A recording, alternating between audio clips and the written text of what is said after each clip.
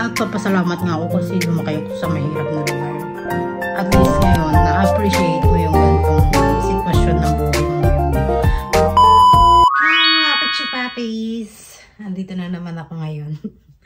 Dahil wala akong magawa, ang gagawin ko for today's video is magbubunot ng damo sa labas. At ayusin ko ang aming garden. Wow! Wala akong magawa, grabe. Sobra ka boring dito. Kung nasa Maynila lang ako, nasa ano na ako ngayon siguro. Sa SM Manila. Lagi kasi ako pupunta ron. Kasi yung ate ko dati, nag-work siya doon. Lagi kami nandun. Palamig sa aircon. Dahil mainit, di ba? Ngayon, dito lang ako sa bahay. Sakit na ng ulo ko. Wala na akong magawa. Parang konti na lang, bibayakin na yung ulo ko. Sabi ng friendship ko, teka lang.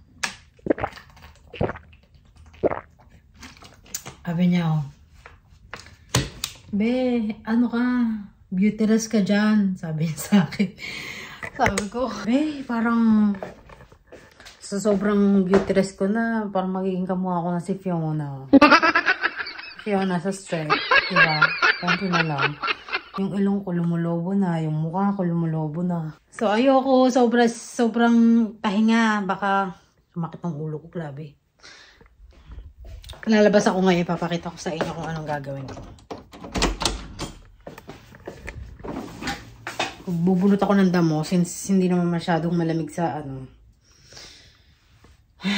Hiningal ako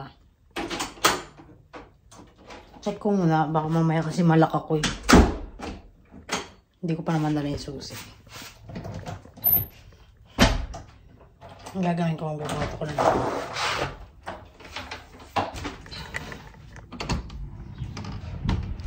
Hello, my neighbors. At bubunutin ko yung mga nandyan kasi hindi sila dyan para gusto ko sana magtanim ng ano dyan. Maglilinis na lang ako. Ay, ang sarap ng hangin. Kaya ba kung mamaya lang. Maglilinis ako for today's video. Hindi ko alam kung ano uumpisahan ko. Anong plano muna kasi tinamad ako ba? Ito, ang ganda. Gusto ko sana bunutin yung mga damo dyan. Kaya lang, pangit tignan no. Hindi ko alam kung paano ko umpisahan. Ano kaya umpisahan to? Ay, tignan natin. Bakit nagkaroon ng halaman dyan? Hindi naman kami nagtanim dyan, diba? Hindi ko alam kung ano umpisahan ko. Ano ko kaya ito bubunutin? Hindi ko alam kung anong gagawin ko. Check nga natin yung ano. Check nga natin yung damo na nilagay namin dito. Namo, patay. Namatay ito eh.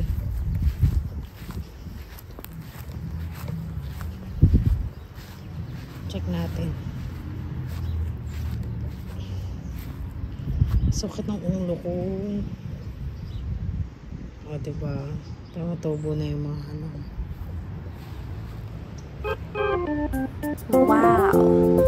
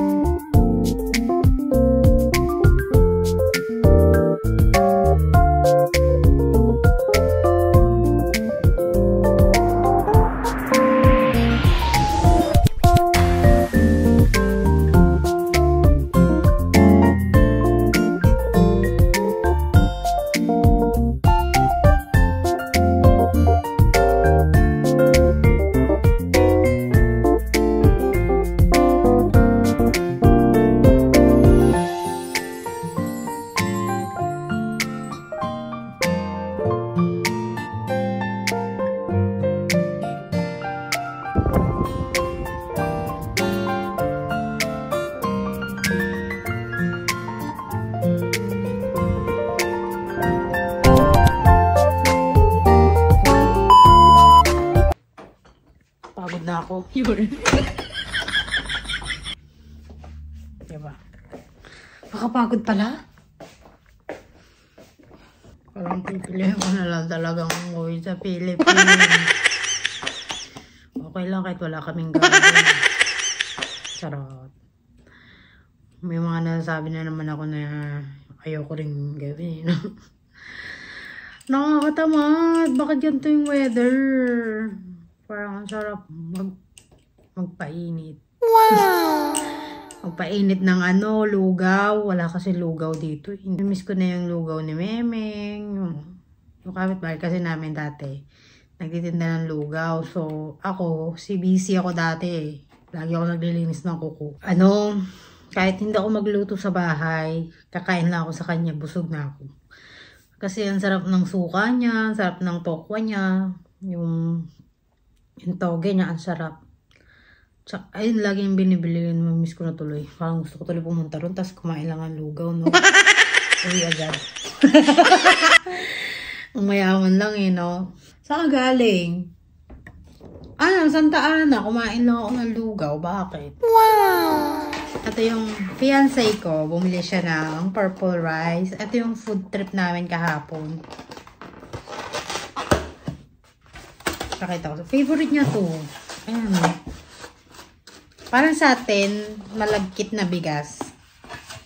Very chewy. Hindi ko siya, mas bet ko pa rin yung white rice. Ito kasi medyo chewy. Parang sakit sa ngipin. Sa bunganga. Nguya ka ng nguya. Sakit. Nakakaumay. Hindi ko siya bet. Pero siya, bet na bet niya yung purple rice na yan. Bili siya ng bili niya. Sabi ko mag-aano ako ng garden. Nakita ko yung garden. Parang tinawad na. Ganito yung sasabi ko dati ako masipag. Pero ngayon to, unti-unti na akong tumatamad.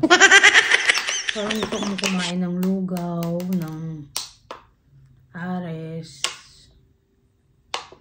Mga babilis bilhin sa sa Manila. Favorite ko talaga lugaw. Kahit ang tawag sa English parang ares caldo. Ayun ang gusto ko. Favorite na favorite ko yan. Depende sa nagluto kasi may mga nagluto na walang lasa eh. So yung kasi kinakainan ko masarap. Kaya naging favorite ko siya. Masarap yung suka. Minsan nga tinutungga kay suka. Ano yung kakainin ko mamaya? Kanina kumain na ako ng noodles. Yung noodles na Buldaki yata tawag doon. Hindi ko alam. Basta parang Korean. Ang taas ng calories. 550. So parang isa lang kinain ko. Tapos nilaga ako ng itlog. Ilagay ko doon. Tapos tinapay lang ako, 'di ba? Solve ang aking lunch. Mamaya, hindi ko alam kung kakain pa ako kasi every night na kami nag-gym. Sana all. Pero bukas sasama ko sa biyahe. Ang hirap ng gantong buhay. Sobrang ka na. Buryo ka na. Oo, sabihin natin kakabili lang ng TV. Pero Di ba andyan na ang TV, pero parang feeling ko hindi pa rin ako kontento. Ano kaya? Pabili kaya ako ng sasakyan. Charot lang. Oh, ayan na naman si Come. Sabihin, masyado ka namang gold digger. Kaya namang ano, ilusyonadang babae. Si Come. Buti walang nagko-comment. Uunahan ko na. Baka naman may nag-comment. Ganun tao kasi na, alam mo yung mga naiinggit na tao. Although na hindi ka naman nagpapainggit, sinishare mo lang yung experience mo. May mga taong naiinggit talaga. Kahit hindi mo sabihin. May maliit kaming bata, no? Alaga-alagaan ko. Parang hindi ko kasi kayang mag-isa. Ko lang. Parang natatakot ako. Tapos sinasabi ko pa sa video nakaraan na pag sinaktan ako, uwi ako. Sabi ko lang yun. Pero hindi ko rin talaga kaya. Ganun naman mga babae, no? Huy. May mga nasabi tayo na hindi rin naman natin kayang gawin. Ako, natutuwa lang ako. Kasi, di ba? Binigyan ako ni God ng hindi lasinggerong mapapangasawa. Walang bisyo, hindi naninigarilyo. Sana all. Ibang-iba talaga yung experience ko sa past relationship ko sa ngayon. Kasi yung dati, basta ang hirap explain. lahat ng bisyo na sa kanya na kasi adik. Charot lang. Matino naman, kaya lang may mga bisyo siya na nakatago na hindi ko alam. Diba?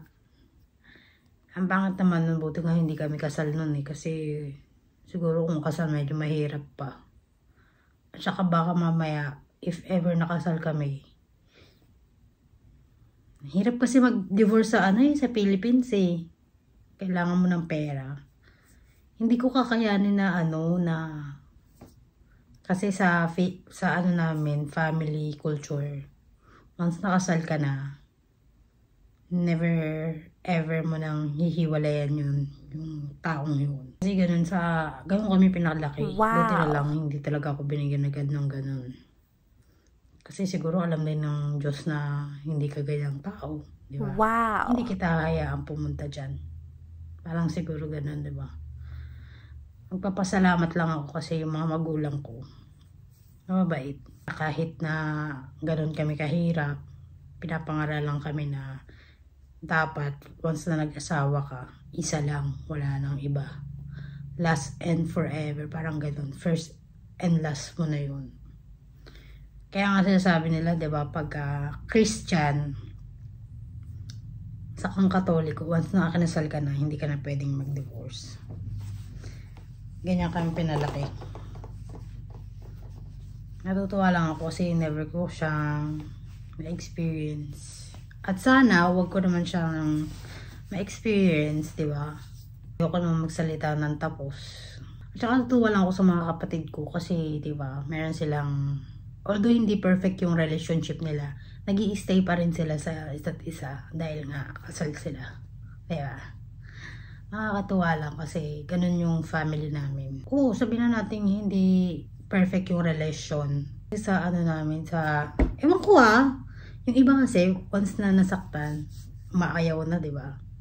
Parang once na maliit na problema, ganyan, malaki man o maliit, nilalayasan na yung mga asawa, ganyan. Nag-cheat na, ganyan. Sa kasi, sa mga kapatid ko, sana naman walang maghiwalay, no? Lang ako, natutuwa lang ako kasi yung mga kapatid ko ganun, mga magulang ko ganun, di ba? Lang ako, na sana yung resolution ko din na to is tuloy-tuloy, no? Na kahit may maliit man problema, hindi ako bibitaw agad. Iniisip ko kung if ever na nagpakasal kami nung una kong ex, hindi ko rin kayang bitawan kasi, di ba, kasal buti na lang hindi kami kasal. In God's perfect time talaga. Si God talaga may plano sa'yo mas maganda kaysa sa plano mo. Although hindi ko to inisip, wala siya sa plano ko na mag-asawa ng ganito, mag-asawa ng ganyan. Na may lahi, na may ganito. Ang hiniling ko lang naman talaga is yung mga kapangasawa ng may sariling bahay. Yung kumbaga ako lang ang kulang. Sana all. Diba? Kung ibabalik ko pa mga 10 years from now, ganun ako mag-isip. Pero never ko in-experience na inisip na magkaasawa ng foreigner. Kasi una sa lahat, bobo ko sa English. Yung una natin sinabi na aayusin ko yung garden. Wala na, chinika na yung buong story ng buhay, diba? It's a prank! Natutuwa, ito pa masasabihin ko sa inyo mga kachupa. Natutuwa rin ako sa mga taong naging kaibigan ko, lalo na yung mga kapitbahay ko noon. Na tinuring akong kapamilya, diba? Siyempre, nagbibigay din sila sa akin ng advice na ganito nga, ganyan, ganyan, ganyan. Sa relasyon, wag ko daw isipin yung puso. Ang isipin ko daw yung utak. Dahil minsan, pag nag-iisip daw kasi ang puso, minsan palaging mali. Diba? Natutuwa lang din ako kasi may mga kapitbahay, binless din ako ni God na kapitbahay na mababait sa akin na bibigyan ng advice, libreng advice. Akala nila, tinatarantado ko sila. Nakapapasok sa isip ko yun. Hindi nila alam na, syempre nag-iisip din naman ako. Diba? Laki lang ako sa mahirap, pero matalino rin akong tao. Kanya, mahirap lang kasi akong intindihin.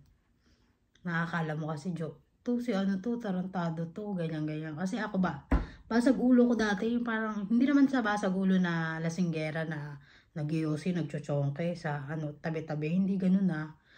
Kumbaga yung lagi ako nasa labas kasi, lagi ako naglalaro ng ng mga laro namin dati. Kalimutan ko na. 10-20, ganyan, yung mga Chinese garter. Ayun, magaling ako sa Chinese garter. Natatawa ako. Pasalamat nga ako kasi lumaki ako sa mahirap na lugar. At least ngayon, na-appreciate mo yung gantong sitwasyon ng buhay mo ngayon, di ba? Kasi kung siguro, kung laki ako sa yaman, laki ako sa village, yung hindi ko na-experience yung hirap, siguro, binigyan ako ni God ng gantong. Hindi pa ako magiging kontento. Hindi ko ma-appreciate to kasi laki ako sa ganto eh. Gusto ko, iba naman. Parang ganun. Natutuwa lang ako kasi laki ako sa hirap. Tapos, binigyan ako ni God ng gantong buhay. Parang, na-appreciate ko siya sobra. Kaya na kasi minsan, sobrang baliw ako. Na ako, naboboard na ako. Hindi ko alam yung, kumaga, hindi mo na alam ang gagawin mo. Malinis na yung bahay mo. Hindi mo alam kung ano pang susunod mong gagawin. Hindi naman ako makapaglaba kasi wala namang washing dito. Tsaka, yung CR namin, hindi siya yung semento. Kahoy lang siya. So, ang lang doon, yung bathtub namin, yun lang yung plastic na pwede namin basahin. Ayoko naman maglaba kasi mahirap din eh. Ayoko magbasa eh. Baka mamaya pagalitan ako ni paper na, bakit nagkalat dito? At saka meron naman na laundry shop na pinupuntahan namin. $1 lang doon. Kaya mas okay nang laban na lang ng washing kaysa labang ko pa. Diba? Naisip ko rin yan maglaba. Kaya lang ayoko na Natutuwa lang ako, diba? Kahit na mahirap kami dati, ngayon may buhay na ako na ganito. Hindi naman sa sobrang yaman ha.